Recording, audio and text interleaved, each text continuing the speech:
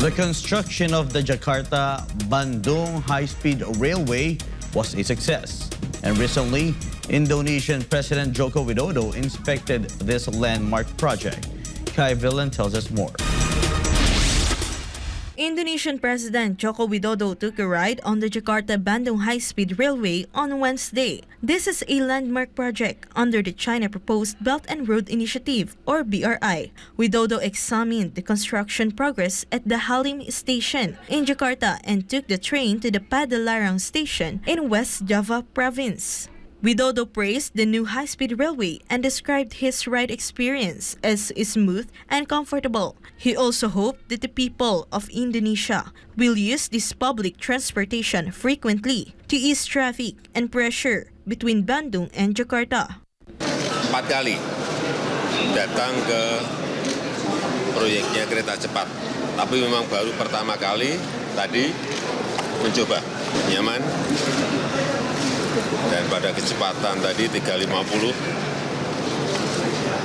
tidak terasa sama sekali, baik saat duduk maupun saat saya berjalan, sehingga ya inilah peradaban. The high-speed railway connects Indonesia's capital Jakarta and West Java's provincial capital Bandung. It has a speed of 350 kilometers per hour, and the railway spans 142.3 kilometers. This effectively reduces the journey between the two cities from over 3 hours to around 40 minutes. The Jakarta-Bandung high-speed railway is the first high-speed railway project that fully uses Chinese railway systems, technology, and industrial components. This is also the first high-speed railway in Southeast Asia. Reporting, this has been Kai Vilan, SM9 News. President Bongbong Marcos encouraged the Singaporean business community to invest in the renewable energy in the Philippines. He also laid down the government's efforts to lower the electricity prices in the Philippines during the 10th Asian Summit in Singapore. Sigrid Castañeda has the details. President Bongbong Marcos attended the Asia Summit in Singapore on Thursday, wherein he talked about the Philippines' readiness to cooperate, especially in the development of an equal and sustainable global community. On the sidelines, PBBM urged the Singaporean business community to consider the Philippines as their investment hub for renewable energy. During the roundtable meeting held with business leaders, Marcos also laid out the government's efforts to lower the electricity prices in the Philippines. According to the president, investors can now have 100% equity in the exploration, development, and utilization of energy sources such as solar, wind, and hydropower. Marcos also said that the additional investment will speed up the country's achievement of its long-term climate targets. The chief executive also shared that Singapore ranks 5th among the top destinations for Philippine products. Last Wednesday, Marcos delivered a speech at the 10th Asia Summit Fireside Chat in Singapore as the first sitting Philippine president to address the Milken Institute's Asia Summit. He expressed his gratitude to the Institute for participating in the Philippine government's goal of creating a healthy business environment as well as opportunities for all. PBBM also recalled the relationship between the Philippines and Singapore, which started at the people-to-people level, and this became the foundation upon which both countries built bilateral arrangements, partnerships, and alliances. PBBM further stated that the investment in the Philippines is in line with global measures to address the impact of climate change and achieve food security.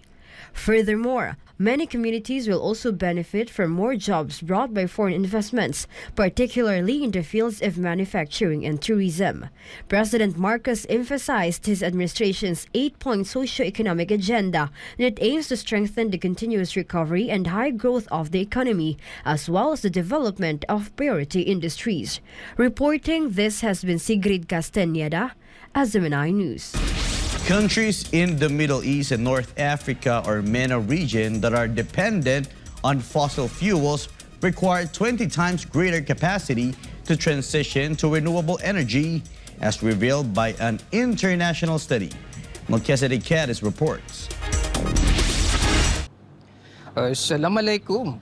A report released by Global Energy Monitor called on countries in the MENA region, including Kuwait, to transition of renewable energy and acknowledge the steps taken by some of these countries in reducing their dependence on fossil fuels. According to the report, the capacity of renewable energy sources in the MENA region, particularly in wind and solar energy, has increased to 57% since May 2022. Moreover, there are plans of an additional 9 gigawatts of renewable energy to be ready for use by the end of 2024. The promising indicators of transformation show the significant efforts made by the countries in the MENA region to transition to renewable energy. However, the report also highlights the countries like Iraq, Kuwait, Libya, Oman, Qatar, and Saudi Arabia, Arab countries highly dependent on fossil fuels and among the world's major oil exporters, may face significant economic challenges if the global push forward renewable energy transition continues. The study indicates that the region needs a 20-fold increase in renewable energy sources to replace its current gas-based power generation fully. Based on the latest assessment, the UAE, Oman, and Morocco emerge as potential leaders in renewable energy within the MENA region. Kuwait set an ambitious target to reach net zero carbon emissions by 2050 and focus on investing in environment-friendly energy sources despite plans to invest $300 billion in energy sector in 2040. Barakalafikum jami'an kan hadam Melchizedek Kadi sa Akhbar SMNI, Kuwait. Libyan nationals in the UAE are worried for their family members after the deadly floods caused by Storm Daniel killed thousands within a week and left a path of devastation across the country. Gratero Omori has the story. An Emirati-based telecommunications company offered free calls from UAE networks to Libya as an act of solidarity towards their customers, colleagues, and loved ones affected by the devastating floods. UAE's telecommunication giant EN announced that its UAE-based customers who are Libyan nationals will receive 30 free international minutes to call for a week until September 20. Additionally, all its roaming customers based in Libya will benefit from unlimited outgoing minutes and 30 incoming minutes for 6 days.